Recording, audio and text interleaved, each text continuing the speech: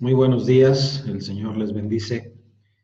Bueno, estamos entonces en la sexta sesión de este programa Desarrollo Personal dentro del programa de licenciatura semipresencial y hago primero la corrección.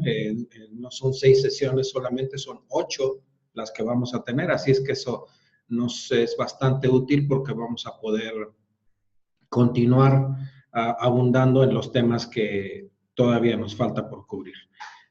La imagen que tengo a mis espaldas es Peña de Bernal, un municipio de Querétaro, aquí a 30 minutos de la ciudad, un pueblo muy pintoresco, de los llamados pueblos mágicos de aquí del estado de Querétaro, así es que bueno, hoy estamos desde aquí. Vamos a continuar, tenemos el trabajo sobre los 10 mandamientos para el sabio manejo del dinero. Y bueno, hagamos una oración y después de la oración hacemos un pequeño repaso y ya después del repaso entonces ya entramos en materia. Oremos. Bendito Padre, en el nombre de Jesús, te doy gracias por tu bondad y tu misericordia. Comenzamos, Señor, esta clase y te pido, mi Dios, que nos guíes para que podamos concluir el tema e iniciar el nuevo tema que nos ocupa. Te damos honor y gloria en el nombre de Jesús. Amén. Bueno, la semana pasada estuvimos compartiendo precisamente acerca de esto. Estábamos hablando, no, de eso no, estábamos compartiendo más bien de esto, ¿sí? El tema, los 10 mandamientos para el sabio manejo del dinero.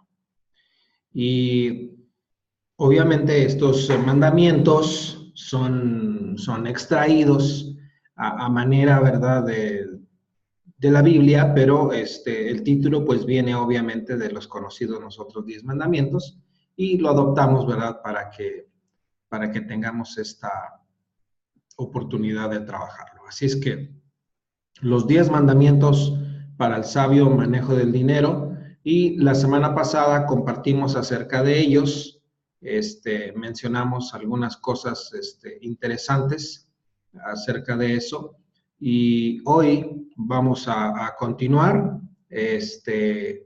Comenzamos la semana pasada mencionando lo que llamamos mentiras acerca de asuntos de dinero que el diablo, el enemigo, ha querido sembrar en el pueblo de Dios.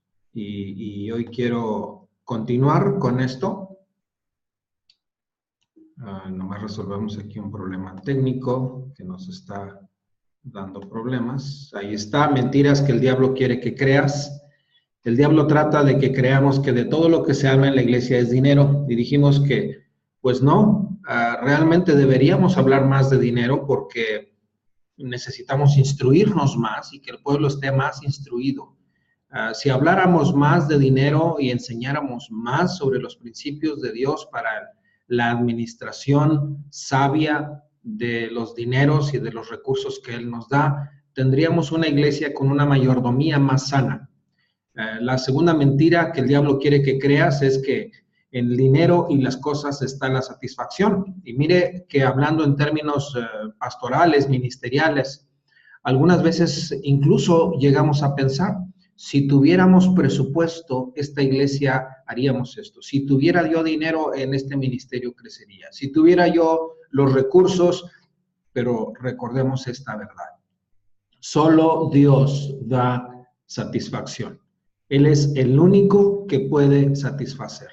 No satisface un presupuesto, no satisface tener los recursos. Por supuesto que es bueno tenerlos, pero el principio va en el sentido de que no voy a poner mi esperanza o confiar en que porque tengo presupuesto o tengo dinero, por eso la misión va a salir adelante y va a ser todo un éxito. Esa es una mentira que el diablo quiere que creas, que en el dinero y el presupuesto está la satisfacción. Dios es el único que nos da satisfacción. La tercera mentira que el diablo quiere que creas es que la soberbia te tome y digas, es mi dinero y puedo hacer lo que quiera con él. Y aquí me mueve más a pensar en el asunto de la administración personal en las finanzas del ministro.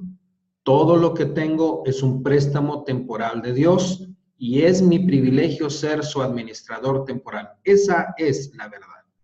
¿Sí? Yo solo soy un administrador. Así es que eso es lo que estamos viendo en cuanto a, es lo que estamos viendo en cuanto a finanzas y conviene entonces que recorramos estas verdades porque creemos que estas verdades nos van a ayudar para crecer en nuestra administración financiera. Un breve recorrido a lo que vimos la semana pasada. Beneficios de vivir libres de deudas. Hay muchos y voy a compartir luego un archivo acerca de eso. 1, debes trabajar duro. 2, debes establecer un plan. 3, bueno, mencionamos un plan, mencionamos el plan 10-10-80. El plan 10-10-80 consiste en que honras a Dios con el diezmo, entregándolo. Hicimos una diferenciación entre entregar diezmo y dar diezmo. Quitamos dar diezmo por aquello de que el lenguaje nos puede hacer pensar que estamos siendo generosos con Dios. Pero no hay tal cosa en el diezmo como generosidad. El diezmo no es generosidad. El diezmo es honestidad. El diezmo es dar buenas cuentas delante de Dios y cumplir con nuestra parte de lo que Dios intentó con la humanidad desde un principio. Uno de los antecedentes que tenemos en el diezmo, por ejemplo, es al sacerdote Melquisedec, que recibe el diezmo del patriarca Abraham. Y aquí ocurren cosas muy interesantes porque, por ejemplo, Dios no le dio orden a Abraham de que entregara diezmo, pero Abraham lo hizo. Y el sacerdote Melquisedec recibió el diezmo que Abraham entregaba. Entonces, vemos ahí que no aparece el diezmo como una generosidad, no fue un acto de benevolencia el de Abraham al llevar el diezmo a entregarlo bajo la administración del sacerdote Melquisedec. Bueno, en nuestro plan propuesto para que seamos mejores administradores, dijimos que en el segundo 10% está el ahorro, en la tarea de que debemos ser previsores, estar preparados en caso de las cosas que pueden estar ocurriendo o que pueden venir sin que nosotros lo estemos programando, y el restante es el 80%. Después mencionamos el mandamiento número 3, debes evitar las deudas. Si bien la Biblia nos abre una ventana ahí para considerar que las deudas sí las puedes tomar e incluso que sí debes prestar, nos maneja ahí una serie de recomendaciones que, por cierto, compartimos en clase algunas de ellas y creo que ya están ahí en sus notas. Debes distinguir a la hora de gastar entre lo que quieres y lo que en verdad necesitas. Antojo o necesidad, lujo o necesidad. Hay que pasarlo por el filtro. 5, debes saber decidir cuándo es suficiente. Dijimos, ante la necesidad, dad. ¿Sí? Una manera de salir adelante cuando llega la crisis financiera es que nunca dejemos de sembrar en el reino de Dios. Evita enredarte en las trampas que te prometen hacerte rico al instante. Recuerda que no hay vías cortas. En general, la vida normalmente es proceso. Así es que, por ejemplo, si tú ejecutas el plan 10-10-80, honras a Dios, prevés para tu familia, te sujetas a un presupuesto, tarde que temprano la bendición te va a alcanzar.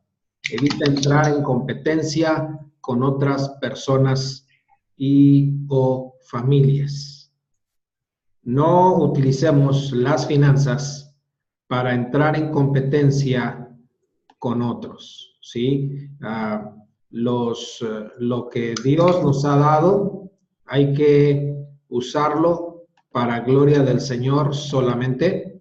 Hay que honrarle a Él solamente, y que si vamos a gastar comprar, construir, invertir con los recursos que Dios nos da, que sea para suplir necesidades básicas, pero no voy a construir una casa de tal tamaño porque el vecino construyó una casa de tal tamaño. No voy a adquirir este nuevo teléfono que acaba de salir porque ya vi que el otro pastor en la otra iglesia ya trae uno como ese. No, evita entrar en ese tipo de competencias. 8. Evita tomar decisiones mayores de tipo financiero sin antes buscar primero consejo sabio. Y esto es un consejo que bendice. Creo que debemos definitivamente tomarlo en cuenta. Cuando hay decisiones mayores, cuando algo se está poniendo en la mesa para tomar una decisión y hacer un gasto, conviene tomar en cuenta el consejo. Dice Proverbios 11:14, donde no hay dirección sabia, caerá el pueblo, mas en la multitud de consejeros hay seguridad. Dios nos ha bendecido a la mayoría con gente sabia alrededor de nosotros, que nos pueden ayudar para entender o ver aquello que quizás en un momento nos es difícil de ver. Si, por ejemplo, estoy considerando y digo, bueno, es tiempo, voy a comprar una casa o voy a comprar un auto, considera ir primero con la gente que tú identificas de sabiduría en asuntos financieros y pregúntale, estoy pensando hacer esto, ¿usted qué me aconseja? Y por escuchar el consejo sabio, puedes evitarte caer quizás o meterte en un desastre. Al escuchar consejo sabio, quizás puedes encontrar mejores opciones que las que habías estado considerando.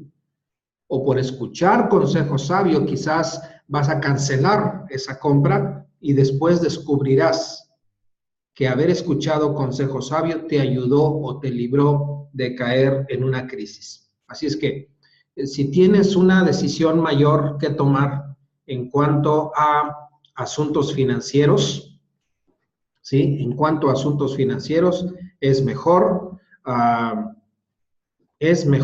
tomar consejo sabio. Y el consejo sabio te va a ayudar para estar en guardia con los asuntos en donde tienes que cuidar lo que Dios te ha dado. El mandamiento número 9 dice, evita corromper a tus hijos en asuntos de dinero. Hay una película que se llama El último regalo y habla acerca de un hombre multimillonario que al morir hereda a su nieto toda la fortuna que él tiene, pero para recibirla lo hace pasar por varias cosas y uno de los regalos que dice él, le está dando regalos para poder recibir el último regalo, que es la herencia. Uno de los regalos que le da es lo manda con un amigo en el estado de Texas a trabajar. Y fueron jornadas largas de sol a sol, a trabajar, y al final él le dice, antes de que recibas la gran herencia, quería darte el regalo del trabajo. Nuestros hijos, la manera como nosotros administramos las finanzas, debemos buscar hacerlo de una manera en donde ellos puedan valorar algunas cosas que hay que saber entender la diferencia. Uno de ellos es, tienen que distinguir entre lo que es un regalo de amor. Voy a compartir esto aquí en las notas, porque creo que esto nos puede ayudar. Cuando nosotros tratamos con nuestros hijos los asuntos de regalos, uno es los regalos por recompensa. Muy bien. ¿Qué son los regalos por recompensa? Aquí podemos poner calificaciones, podemos poner conducta, podemos poner algo así, sobre todo ese tipo de cosas. Los padres podemos bendecir a nuestros hijos con regalos que pueden ser por recompensa. Por ejemplo, tiene su cuarto limpio, toda esta semana atendió la cama, ¿qué otra cosa? Me trajo de la escuela un examen con una buena calificación o ese tipo de cosas. Es donde tú le regalas a tu hijo en recompensa a su buen desempeño. Incluso hasta se puede negociar, hasta puedes decir. Yo recuerdo cuando yo tenía 7 años, yo no conocía el mar, vivíamos en el sur de Nuevo León, y mi papá me dijo, si traes 5A, era la calificación antes, la A, como el 100, si traes 5A, te voy a llevar a la playa. Y mi papá ya tenía un viaje programado con unos primos, con unos sobrinos de él, y yo quería ir. Mi mamá no iba a ir, mi hermano pequeño no iba a ir, pero yo quería ir. Entonces el anuncio fue, si sacas 5A, vas a ir a la playa. Y yo estaba esforzado, sufriendo realmente, aplicándome porque quería encontrar la 5A para poder conocer la playa. O sea, son regalos de recompensa, son regalos que a veces pueden ser, este regalo es para ti porque te has portado muy bien. O, tal como lo habíamos platicado, dije que si pasabas, si no reprobabas ninguna materia, te iba a regalar un teléfono. Bueno, cosas así pueden ser. Hay otro tipo de regalos que son los regalos por amor, y podría poner aquí la palabra gracia. Y en ese tú puedes llegar y entregar el regalo y es, ¿y por qué me das este regalo? Porque te amo, nada más. De hecho, estos regalos pueden ser utilizados como recursos para sacudir a veces la cabeza de un hijo que a lo mejor no lo ha estado haciendo muy bien en su desempeño y que algunos dirían no se lo merece, pero que tú, por el amor que le tienes a tu hijo, se lo regalas, ¿sí? Y entonces le das a él una lección. Lo que Dios hace con nosotros, en su mayoría, son regalos por su amor y por su gracia. Y podríamos agregar quizás uno más, pero que este sería diferente. Pago por trabajo. Y ese es diferente. En ese puede haber un convenio de, tengo este trabajo, el que limpie el carro le voy a dar 100 pesos, tengo este trabajo, hay que pintar este cuarto, pero eso es diferente. Los hijos van a apreciar más la manera como los recursos están llegando con ellos a través de un mecanismo como este. Entonces, lo dejo ahí para que ustedes lo consideren y que, bueno, esperando que les sea útil. Evita corromper a tus hijos en asuntos de dinero. Es decir, que no vaya a ser que el manejo de dinero o la entrega de recursos a ellos les vaya a hacer daño. Les vaya a hacer daño en el sentido de que no valoran, no tienen una idea clara del origen de los recursos y la manera como se deben gastar los recursos. Una manera, por ejemplo, de hacerlo es que si acostumbramos a nuestros hijos a darles domingo, también enseñémosles a dar diezmo, enseñémosles a ofrendar y démosles también la lección de la generosidad con otros. Si eso lo pueden hacer hoy, lo comienzan a hacer hoy con su domingo, la palabra de Dios dice que el que en lo poco es fiel, en lo mucho también seguirá siendo fiel. Y el número 10 de los mandamientos para el sabio manejo del dinero es: evita orientar tu vida entera alrededor del dinero. Evita orientar tu vida entera alrededor del dinero. ni la vida es todo alrededor del dinero, ni el ministerio depende siempre totalmente del dinero, ni el objetivo del servicio cristiano es el dinero. Hay cosas que son mucho más importantes, de mucho más valor, y el dinero solamente es un recurso. Dice Lucas 16:13, ningún siervo puede servir a dos señores, porque o aborrecerá al uno y amará al otro, o estimará al uno y menospreciará al otro. No podéis servir a Dios y a las riquezas. Evita orientar tu vida alrededor del dinero. Estos son los 10 mandamientos para el sabio manejo del dinero. Y bueno, con eso entonces concluimos el tema que comenzamos la semana pasada y ahora, bueno, entonces nos dispondremos para entrar al siguiente tema. Antes de cerrar este tema, solamente quiero preguntar, ¿alguna pregunta, algún comentario acerca del tema de finanzas? Marvin.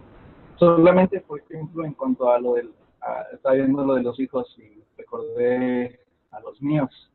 Por lo regular, su mamá es muy buena en eso. Yo crecí en un lugar donde era así mi papá, me decía, oye, dame 5 o 10 y te voy a recompensar. Y mi esposa, a mí me parece bueno, les dice a ellos, sabes que yo no te voy a premiar porque saques un 10, es tu responsabilidad.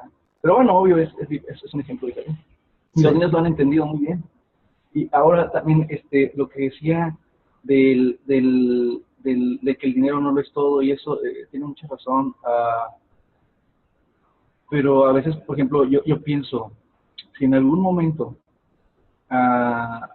alguno de nosotros que estamos aquí tiene una empresa y de repente decide dejar el ministerio y sigue con su empresa, pero sigue siendo un buen padre, un buen cristiano, se congrega, buen esposo, y aún así tiene sus aportaciones a la iglesia. A veces hay gente como que lo ve como que, oye, se fue persiguiendo el dinero, pero pues en realidad yo siento que sí hay muchas personas que apoyan el ministerio desde sus negocios, desde sus, no sé, todo lo que tienen, a veces lo dan para la obra. Sí, es cierto. En el asunto de este ejemplo es una cuestión de llamado. Hay quienes tienen la facultad de ser empresarios y hacer dinero, ser emprendedores y hacer recursos. Y claro, si hay bendición, pues sabemos de dónde viene la bendición. Dios es el que la da. Y cuando los recursos que tenemos están subyugados, dedicados para honrar y para a Dios y expandir su reino, definitivamente, pues ahí hay una bendición, ¿verdad? Lo único que queremos mantener en cuenta siempre es de que nuestra esperanza, sobre todo eso, nuestra esperanza no esté basada en cuestiones financieras, ¿sí? Que si vamos a hacer algo, lo hagamos confiando en que el Señor de la obra es el que va a impulsar su obra y que no sea en determinado momento mi confianza en que tengo el presupuesto y que como yo ya tengo el presupuesto, ya estoy listo. Pues no. Nuestra confianza siempre en Dios, sabiendo que Dios da los recursos. Así es que, muy bien. Bueno, pues así estamos. Cerramos entonces el tema de los 10 mandamientos para el sabio manejo del dinero. El tema de finanzas es muy amplio. No recuerdo si la semana pasada les compartí, pero si ustedes quieren de pronto a lo mejor buscar enseñanza práctica para ustedes, para su familia o para la gente a la que ustedes ministran, les recomiendo los siguientes materiales. Son 2 libros, déjenme se los escribo aquí, definitivamente sí se los recomiendo, creo que serían muy buenos. El primero se llama, es una pregunta, ¿Cómo llego a fin de mes? Y el autor es Andrés Panasiuk. El otro se llama, estoy tratando de recordarlo bien ahorita, también está en español, sí, se llama el ABC del éxito financiero. Y el autor es Barry Cameron, si no me equivoco, él es. En alguna ocasión escuché una conferencia de él en vivo y me llamó mucho la atención porque este hombre, Barry Cameron, habla mucho acerca de que uno debe vivir libre de deudas. Bueno, es un pastor americano, pero lógicamente que el contexto en el que él escribe es un poquito distinto porque allá la deuda es un asunto muy poco, no sé si es popular, pero es más como un mal, ¿no? Es un mal casi. Entonces, la mayoría de la gente está endeudada y eso acarrea a veces muchas penas a la gente. Entonces, hay que tener precaución con el manejo del dinero. Pero él enseña, aquí quería mostrarles una imagen, es este libro, nada más que es en español, ¿verdad? El ABC del éxito financiero. Este es el libro de trabajo. En español existe este libro, es muy bueno, me parece muy bueno, muy práctico. Y la razón que les hago esta sugerencia es porque creo que este par de libros son como que esos libros que tú puedes estudiarlos para tu uso personal o para la congregación y realmente van a darle consejo práctico, porque mucho en la congregación depende que nosotros tengamos la practicidad de la enseñanza, que ellos vean cómo hacerlo, y eso ayuda mucho. ¿Cómo llego a fin de mes? Por cierto, no solamente es libro, también viene un DVD. De hecho, creo que está basado primero en el DVD y hay un cuaderno de trabajo. Así es que, bueno, ahí se los dejo. Muy recomendable lo que hace tanto Andrés Panasiuk, que es un argentino que trabaja para el ministerio creo que Larry Burkett de Libertad en Cristo, y Barry Cameron, que es un pastor, el pastor que tiene a su iglesia sin deudas. Tienen todo, construyeron todo, gastaron millones de dólares y no deben nada. Y eso es extraño. En Estados Unidos es común llegar a una iglesia, si es grande y tiene edificio grande, tiene deuda grande. Pero aquí en este caso él lo hace, lo vive, lo practica, es de bendición. Muy bien. Ese es el tema, los 10 mandamientos para el sabio manejo del dinero. Vamos a hacer lo siguiente, permítanme una pausa, no nos desconectamos ni nada, hago nada más una pausa y luego entramos en un par de minutos con el siguiente tema que hoy tratamos, que es mi identidad en Cristo. Así es que espérenme un rato. Muy bien, continuamos. El siguiente tema que vamos a comenzar a tomar ahora es este tema.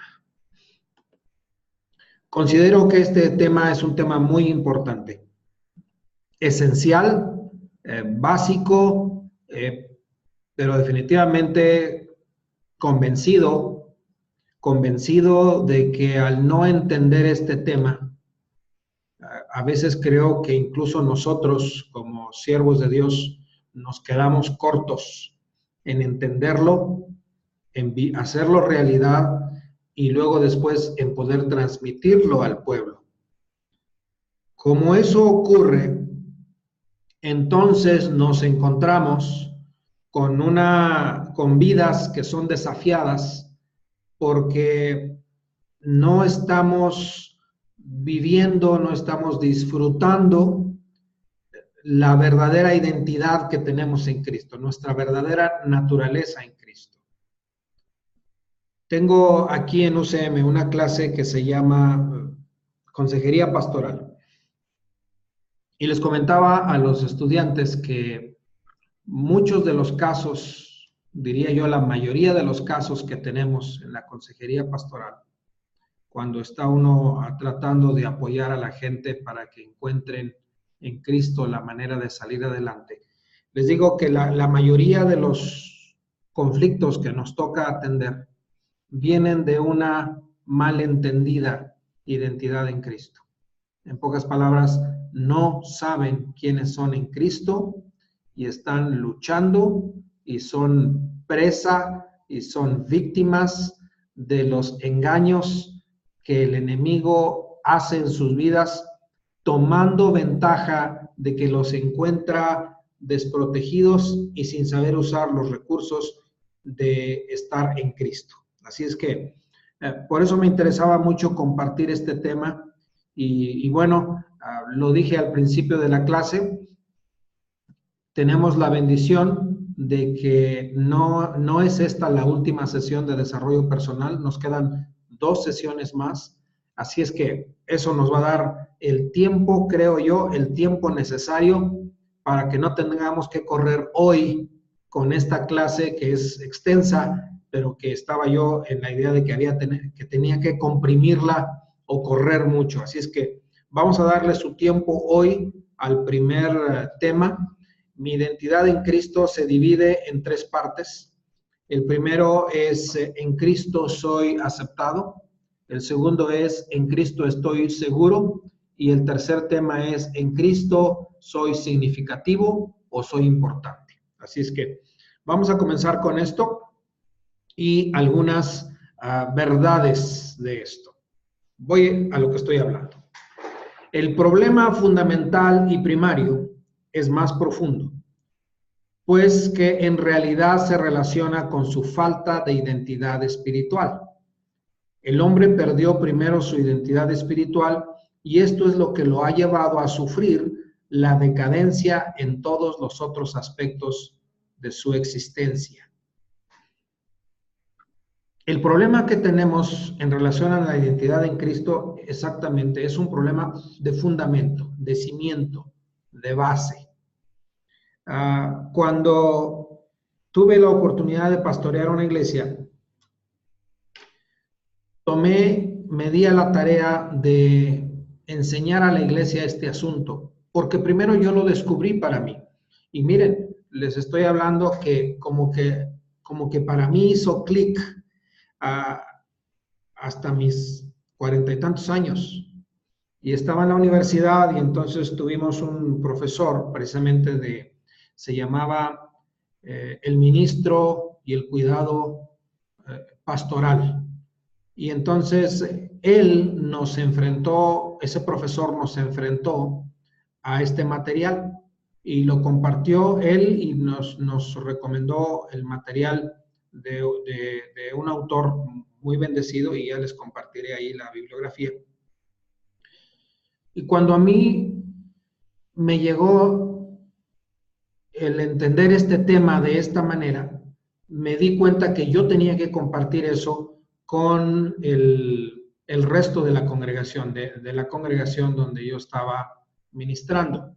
Y entonces lo que hice fue que programé una serie de 8 mensajes, si no me equivoco fueron 8 mensajes, y escogí, no, creo que fueron 9 mensajes, escogí las 3 puntos de cada uno de los 3 puntos principales. Por ejemplo, en Cristo soy aceptado, prediqué 3 mensajes. En Cristo estoy seguro, prediqué otros 3 mensajes. En Cristo soy significativo o importante y prediqué otros 3 mensajes. Luego, en la escuela, en los grupos que teníamos en la escuela dominical, programamos otros. Y luego, en las células, programamos la lección de cada semana. Total que la iglesia se vio inmersa durante esos 2 meses y medio aproximadamente en el solo tema, en el único tema de mi identidad en Cristo. Hasta llegar a un punto en donde recuerdo un ejercicio que comencé a hacer en la predicación y entonces yo le decía a la congregación las mentiras y maldiciones que el enemigo usa y les decía, por ejemplo, y entonces cuando el enemigo viene y dice, eres un derrotado, entonces la gente contestaba con la lección que había aprendido y decía, en Cristo soy más que victorioso. Y entonces hacíamos como que esa dinámica, ese juego, ¿no? De decir, ¿y qué vas a hacer cuando el enemigo te diga, tú no eres santo, tú eres pecador, tú eres hipócrita, tú eres un derrotado, tú no puedes, ellos no te quieren, y todos esos mensajes con los que el enemigo bombardea, y para cada uno de ellos una respuesta de lo que yo soy en Cristo, ¿sí? Y les ejemplificaba que esto funciona de la manera como, por ejemplo, un niño, cuando a un niño se le da el amor verdadero, cuando un niño puede entender, cuando un niño puede entender en qué estoy, de quién es hijo, quién es su papá, cuando un hijo está seguro que goza del amor de su papá, entonces lógicamente que ese hijo no va a tener ningún problema, ¿sí?, en tener seguridad en lo que él es. La seguridad de saber que tengo un papá que me ama, un papá que me cuida, un papá que vela por mí, y cuando alguien viene y le diga a él, eres un bastardo, o eres, a ti tu papá no te quiere, no le hace mella, no le hace daño, porque él tiene su identidad fincada, establecida totalmente en Cristo. Jamás eso puede ocurrir. Y eso precisamente es lo que queremos que ocurra con la iglesia. Que cuando el enemigo venga y quiera hacerle daño, entonces él no esté desprotegido y él tenga una respuesta que dar. Así es que ese es el punto esencial al que queremos tocar. Me interesa mucho que recorramos esta lección. Mi identidad en Cristo. En el Edén, Satanás realizó el primer robo de identidad de la historia. Sí, porque Adán y Eva tenían una comunión, una común unión con Dios. No había sombra de duda. No había ni una pizca, ni el pensamiento mínimo más fugaz no existía. ¿Qué pasó? Bueno, pasó que cuando viene la caída provoca que se rompa esa común unión, esa comunión y esa identidad de hijo de Dios, de especial tesoro, de todo eso, se rompe, y se rompe por efecto de la caída que el hombre estaba experimentando al entrar el pecado en su vida. Tener un concepto falso de Dios, una comprensión torcida de quiénes somos como hijos de Dios, así como la mal colocada divinidad de Satán, son los elementos que más contribuyen a las enfermedades mentales y o espirituales. Vamos a desmenuzar este asunto. El problema con la identidad perdida, el problema con el pecado, el problema con esto de no tener una identidad definida, es que nos puede llevar a tener un concepto falso de Dios. Nos puede llevar a tener una comprensión torcida de quiénes somos como hijos de Dios. Torcida porque a veces no la conoces en su plenitud, y entonces acabamos con cosas como estas, como la mal colocada divinidad en Satanás. Y esos elementos contribuyen a enfermedades mentales y a enfermedades espirituales. Voy a ejemplificar esto. Por ejemplo,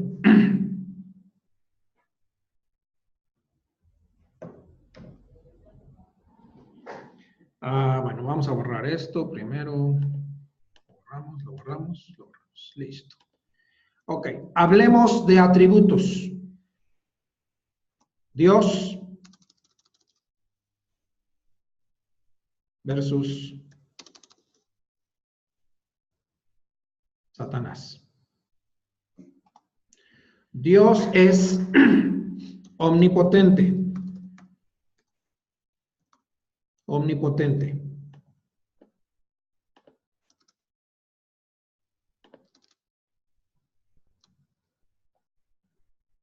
Satanás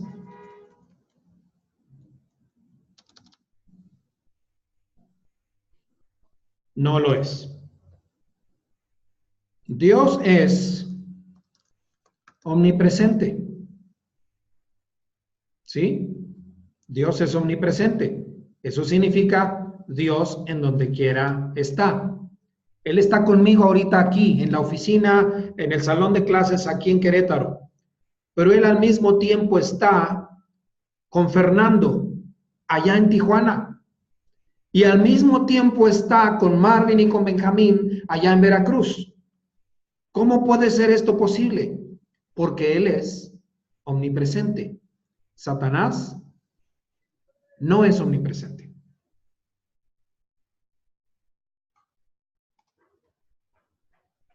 Otro atributo de Dios.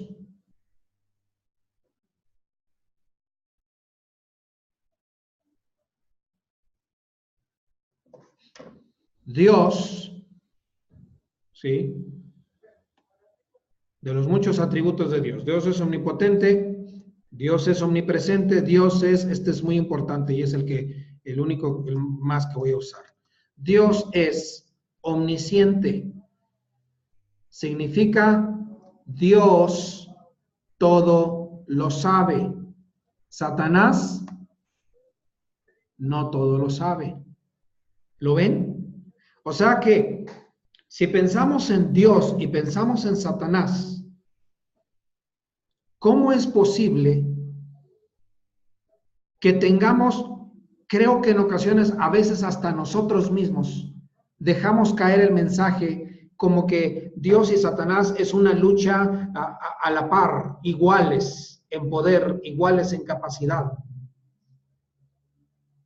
Y eso no es correcto. Bíblicamente, teológicamente, no es correcto. Y en el terreno de las acciones, en el terreno de estar nosotros en la vida diaria, el siguiente error es actuar como que el enemigo tiene la misma fuerza que nuestro Dios. Cuando no es cierto, enseñémosle a la congregación que Satanás y Dios no son lo mismo. Enséñele esto que le estoy poniendo aquí en la gráfica. Dígale, mira, aquí está el marcador, así son las cosas. Entonces, cuidado con creernos el engaño de que estamos delante de un diablo todopoderoso, de un diablo omnipresente, de un diablo omnisciente. No es cierto. Ni es todopoderoso, ni puede estar al mismo tiempo en todos lados, ni lo sabe todo. En el nombre de Jesús lo decimos, esa es la realidad de las cosas. Entonces, hablar de la identidad en Cristo precisamente es porque queremos tocar estas verdades. Y esta verdad te dice que la falta de identidad te puede llevar a tener un concepto falso de Dios. El no entender tu identidad en Cristo te puede llevar a una comprensión torcida de quién eres como hijo de Dios. Y no entender tu identidad en Cristo te puede hacer pensar que Satanás es un Dios y que está a la misma altura de nuestro Dios Todopoderoso, lo cual no es cierto. Y por tener a veces esas dudas o mal comprendidos esos asuntos, es que entonces tenemos a la gente sufriendo, padeciendo enfermedades mentales, enfermedades espirituales, enfermedades emocionales, enfermedades físicas. Entonces, sin embargo, eso lo tenemos. Ahora, lo tenemos claramente en un mundo perdido, en el mundo del inconverso, lo vemos. El problema de esto, y es el problema que hoy queremos atacar, es que en el pueblo de Dios tengamos a hermanos en la fe con enfermedades mentales, enfermedades espirituales, enfermedades emocionales y enfermedades físicas, y ellas como resultado de una malentendida o una no comprendida identidad en Cristo. Entonces, vamos a entrar al tema que hoy vamos a hacer. Hermano, dígame, hermano. Ahí hay una como, ¿cómo se llama? En las notas sale una iCloud que ya no hay espacio suficiente. Y nomás es como una mosca que anda por ahí. Sí, cuando pones las notas se pone ahí que ya no hay espacio y todo eso. Y entonces, para si se lo está grabando, se está mostrando ahí arriba. Sí. Entonces, déjeme ver qué vamos a hacer. Déjame envío las notas. Déjame les envío las notas ahorita y luego ahorita me confirman que las tienen para que tengamos el mismo tema trabajando. Gracias por la... Bien, continuamos. Entonces, vamos a tocar el tema específicamente en Cristo soy aceptado. Díganme si se ve esta imagen. Sí, sí se ve. Bueno, Okay. yo sí. Sí. Ok, entonces voy a utilizar este. Sí se ve. Son las notas que ustedes tienen, ¿sí? Acabamos de hablar, entonces, lo dijimos, en Cristo soy aceptado, es hablar de mi posición en Cristo. Usted no es una víctima desamparada, atrapada entre dos superpotencias divinas de casi igual poder una frente a la otra. Recuerden eso que hablamos. Satán es un mentiroso. Y en su engaño y en su mentira que nunca va a dejar de practicar, él va a querer hacernos creer que él está a la par de Dios. Pero no es cierto. Escuché en una ocasión a de hecho era un filósofo y estaba en entrevista en cadena nacional, ya hace muchos años. Yo creo que estaba con un periodista que se llamaba Guillermo Ochoa, en un programa estelar. Y este filósofo, no recuerdo su nombre, pero me llamó mucho la atención cuando él dijo esto. Él dijo, perfecto, solo Dios. Y a mí me sorprendió mucho para estarlo diciendo él, a un hombre que no se identificaba, al menos como cristiano públicamente. Él dijo, perfecto, solo Dios. Porque Dios, dijo, es el único que no fue creado. Todo lo demás, dijo, es creado. Y aunque se le coloque a veces el título de perfecto o quedó perfecto o perfección, dice, el solo hecho de ser creado ya le quita la calidad de perfección. Y esto me hace pensar, por ejemplo, en el caso de Satanás. Por supuesto que Satanás no es perfecto. Para empezar, porque no fue capaz de crearse a sí mismo. Él es un ser creado. Dios lo creó. Entonces, desde ahí comenzamos ya, debemos comenzar a tomar en cuenta este dato, esta realidad. Número 2, solamente Dios es omnipotente, presente y omnisciente, lo dijimos hace unos minutos. Y aunque a veces la realidad del pecado y la presencia del mal parecieran ser más reales que la presencia de Dios, sin embargo, Dios sigue siendo el Dios perfecto, el Dios real, el Dios todopoderoso, presente en todos lados y el que todo lo sabe. Ese es precisamente parte del engaño que Satanás nos ha querido hacer creer, que Él es también una superpotencia divina a la par de Dios, lo cual no es cierto. 5, Satanás, nos dice la palabra, es un enemigo derrotado y nosotros estamos en Cristo. Es decir, Él es el derrotado y nosotros estamos con el ganador. El problema fundamental y primario es más profundo, puesto que en realidad se relaciona con su falta de identidad espiritual. El hombre perdió primero su identidad espiritual y esto es lo que lo ha llevado a sufrir la decadencia en todos los otros aspectos de su existencia. Es cierto, como humanidad perdimos nuestra identidad espiritual al romperse por el pecado nuestra común unión con Dios. En el Edén, Satanás realizó el primer robo de identidad. Cuando el hombre peca y se aparta de Dios, véanlo, cuando el hombre peca y se aparta de Dios, pierde su identidad. Pierde su identidad de hijo.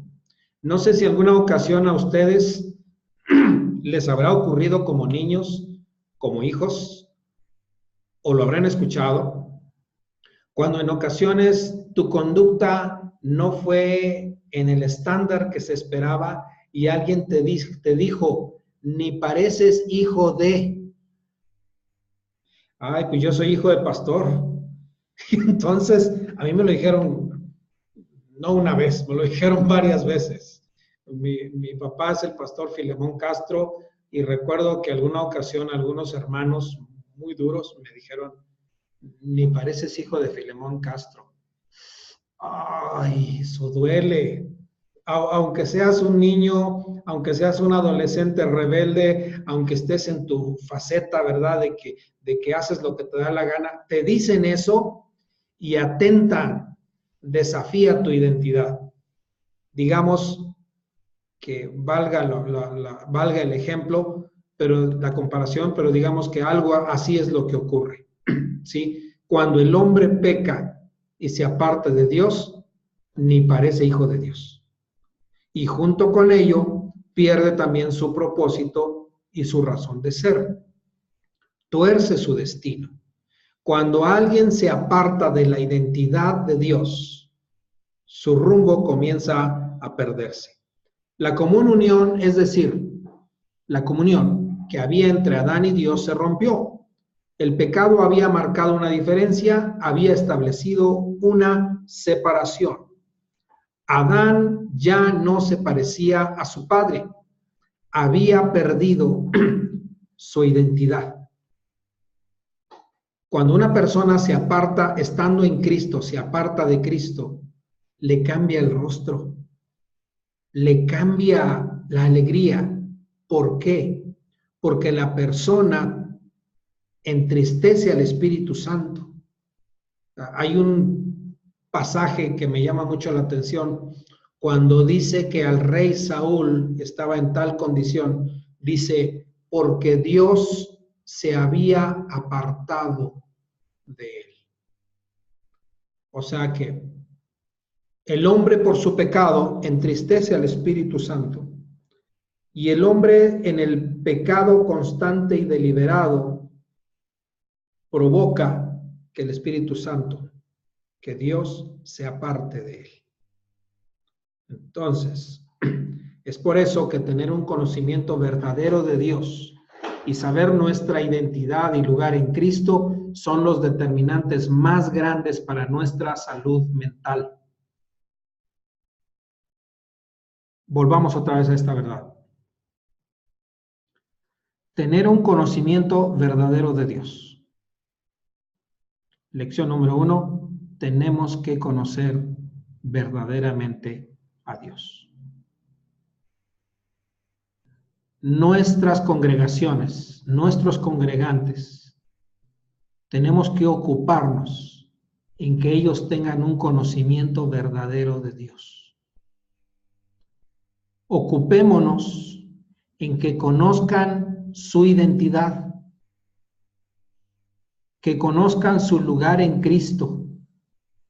Porque si ellos entienden y conocen al verdadero Dios, conocen su identidad y conocen la posición o el lugar que ellos tienen en Cristo, tendrán no solamente salud mental, en Cristo todas las cosas serán restauradas.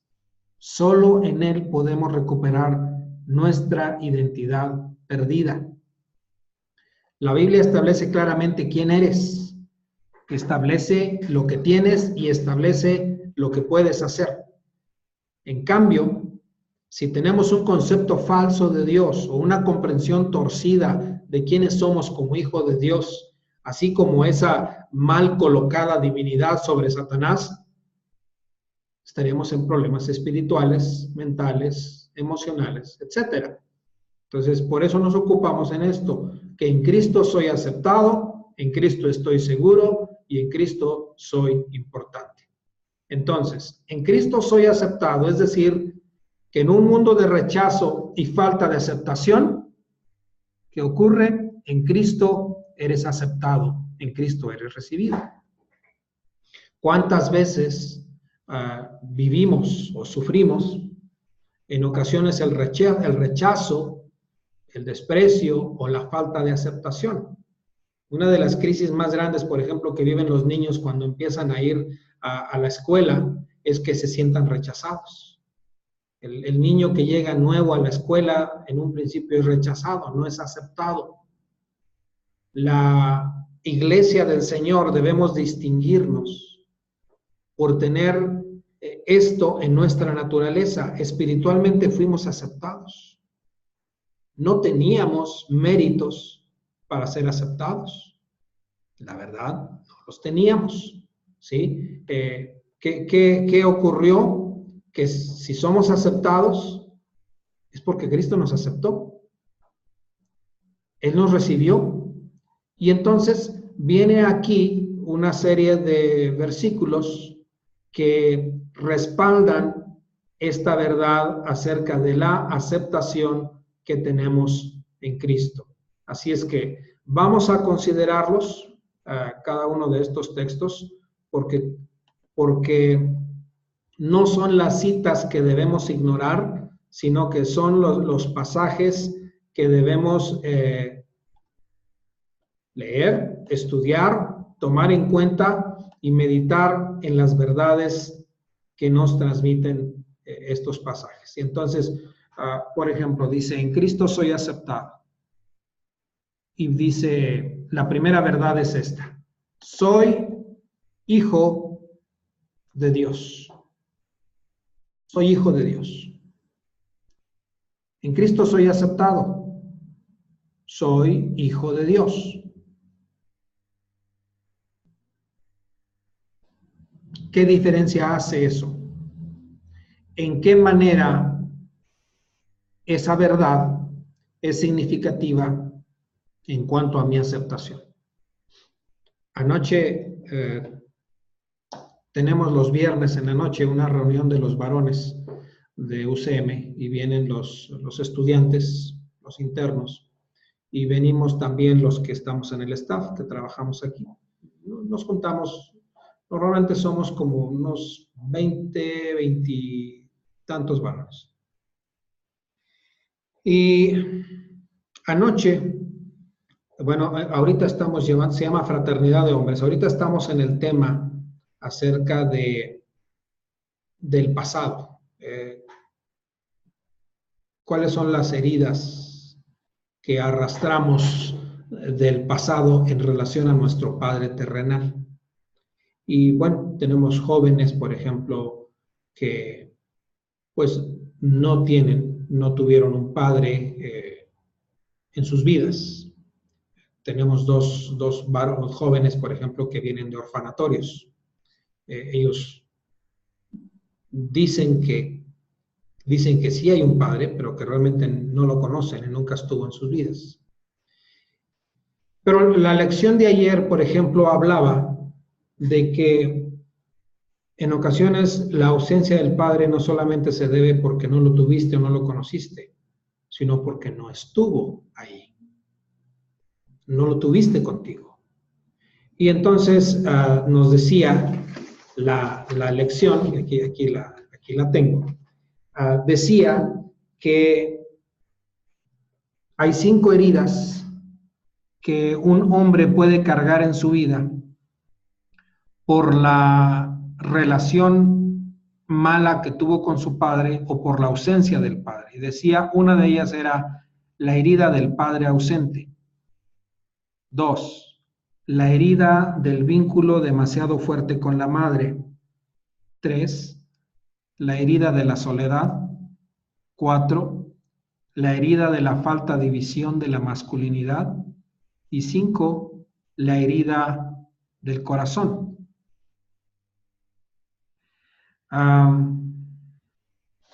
Mencionaba también que los resultados de la herida del padre ausente pueden crear rabia y dolor, pueden crear conductas extremas, adicciones y obsesiones. Número 3, puede crear una sensación interna de pérdida o vacío. Y número 4, incluso puede ser, es uno de los factores que guían a la homosexualidad. Cuando no hay un padre en la vida de un niño, cuando no hay ese modelo de masculinidad, se albergan heridas y tenemos entonces a personas que lidian con una inseguridad constante, desafiados para tomar retos, desafiados para cumplir compromisos, desafiados para saber mostrar amor a los seres queridos que están alrededor de ellos, desafiados porque no pueden mantener tratos justos en las relaciones que tienen. Y todo esto que les he mencionado en el último par de minutos tiene que ver con la falta de identidad por la ausencia de un padre terrenal. Bueno, los mismos temas, pero en la escala espiritual y multiplicada, ocurren cuando yo no tengo un padre con el cual yo me sienta que soy aceptado espiritualmente. Porque incluso nosotros, especialmente nosotros en el mundo latinoamericano, padecemos algo que nos fue sembrado por el pensamiento y tradición de la religión popular, en el sentido de que mi relación con Dios no la puedo ver más que a través de un intermediario o intermediaria, o una relación con Dios solamente la puedo concebir como una relación distante. Dios está allá muy arriba y Él la mayoría de las veces me ve y desaprueba lo que hago. Yo no lo puedo tener contento a Él. Me levanto todos los días a tratar de ser bueno para tenerlo contento. Y vivo con el temor de que Diosito me va a castigar. Diosito me va a castigar. Y entonces estoy con ese miedo. Y entonces, cuando a mí me hablan de que Dios me ama, de un Dios que me abraza, de un Dios que me cuida, de un Dios que soy su especial tesoro, no es un Dios que yo conozco. Porque yo me imagino a Dios siempre como un viejito enojón con un látigo en la mano que está listo para castigarme por todas las infracciones que yo tengo. Entonces, mi identidad con Dios crece torcida. No identifico a este Dios que me presenta estas verdades, de la palabra de Dios. Cuando me dice, eres hijo de Dios. Mas a cuantos lo recibieron, a los que creen en su nombre, les dio el derecho, les otorgó, les concedió, les confirió el derecho de ser hijos de Dios. Entonces, nosotros podemos decir esta verdad. ¿Quién eres? Soy hijo de Dios. Es una identidad que Dios te dio. Tú no eres cualquier cosa. Tú no eres un predicadorcito. Tú no eres un aleluyo, no eres un hermano separado. Tú eres un hijo de Dios. Y tú y yo tenemos que entender y vernos bajo esta identidad. ¿Sí? Aún hasta nuestro origen queda de lado, porque antes, por ejemplo, antes que ser mexicano, soy hijo de Dios. Antes que ser veracruzano, soy hijo de Dios. Antes que ser coahuilense, soy hijo de Dios. Antes que ser, hasta si habláramos de iglesias, ¿no? Antes que ser bautista o pentecostal, o antes que ser esto, soy hijo de Dios. Esa es mi verdadera identidad. Soy hijo de Dios. Cristo me ha aceptado. Cristo me recibió. Cuando estaba perdido en mis delitos y pecados, Cristo me aceptó. Él me recibió siendo yo blasfemo. Él me recibió siendo yo injuriador. Él me recibió trayendo yo un testimonio de perdición. Vivía yo mal, había hecho todas estas cosas tantas en la vida, y sin embargo, en el momento que yo creo en su nombre, como dice Romanos 5:1, ¿verdad? Dice, justificados pues por la fe tenemos paz para con Dios por medio de nuestro Señor Jesucristo. O sea, cuando puse mi fe en Él, dice este texto, Dios me dio el derecho de ser hijo de Dios.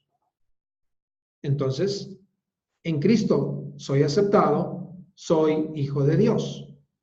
Como discípulo, soy amigo de Jesucristo. Más allá, todavía, aparte de que soy hijo de Dios, mismo Jesús dijo, ya no los llamo siervos, porque el siervo no está al tanto de lo que hace su amo.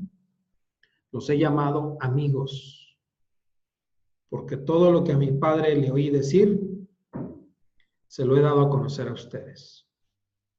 Jesucristo diciéndote, yo soy tu amigo. Si un día un hijo de Dios se siente solo, tenemos que recordarle esta verdad. ¿Cuántas veces escuchamos a gente que dice, yo no tengo amigos? Mi hermano, te voy a tener que leer este pasaje. Este pasaje Jesús te está diciendo que es amigo tuyo. Entonces, no tienes ni de amigo. Búscate confirmar esa verdad. Tú tienes a Jesús como amigo. Ya no los llamo siervos, los he llamado amigos. Tu identidad en Cristo, cuando eres aceptado, te acepta no solamente como hijo, te acepta como amigo, te da como que un nivel de confianza más allá. El texto que acabo de recitar habla de he sido justificado. Justificado por la fe tengo paz para con Dios. ¿Sí?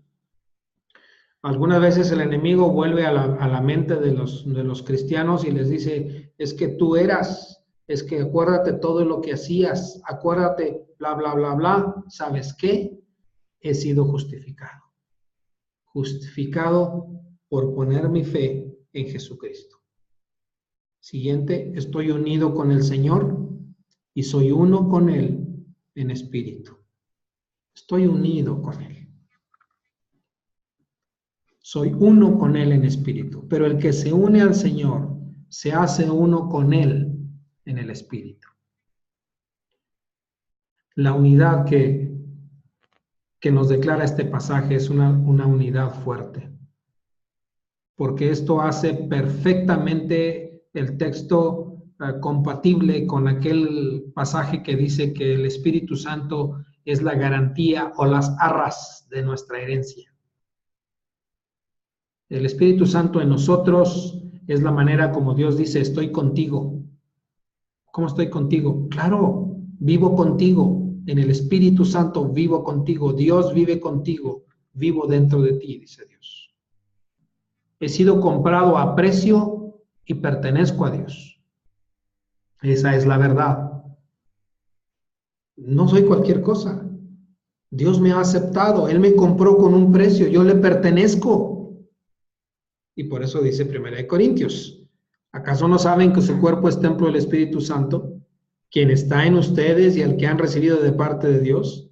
Ustedes no son sus propios dueños, fueron comprados por un precio. Por tanto, honren con su cuerpo a Dios. Has sido comprado y perteneces a Dios. Soy miembro del cuerpo de Cristo. No soy miembro quizás del Club Rotario, no soy miembro quizás del Club de Leones, no soy miembro quizás del Club de Empresarios de la ciudad, no soy miembro quizás de la élite del gobierno, pero soy miembro del cuerpo de Cristo. ¿Sí? Y todo lo demás que he mencionado, todo pasará. Pero si yo soy miembro del cuerpo de Cristo, entonces soy miembro de un club eterno. He sido escogido por Dios y adoptado como su hijo. Él me escogió, Él me adoptó.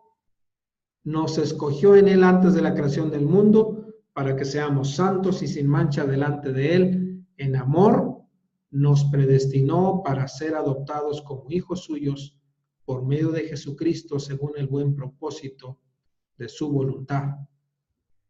Cuando hablaba ahorita de la herida del Padre,